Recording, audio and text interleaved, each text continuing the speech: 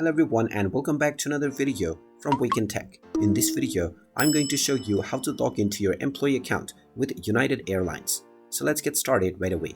First of all, open up your web browser and then in the address bar type in signon.ual.com and press enter. You will now be taken into the login portal for United Airlines and you can directly enter your credentials from this homepage. Just type in your user ID for your employee number or your username within the given box and then enter your account password alongside within the password section. You can then click on the login button and you will be logged into your UAL employee account right away. In case you have forgotten your password, you will find the password help option underneath the password box, which you can click on in order to reset your credentials. And there you have it. That is how easy it is to log into your UAL employee account. If you find this video helpful, make sure you hit that like button and subscribe to our channel if you haven't done so already. Also ring that notification bell to never miss another update from us. Thank you for watching and I will see you again in the next video.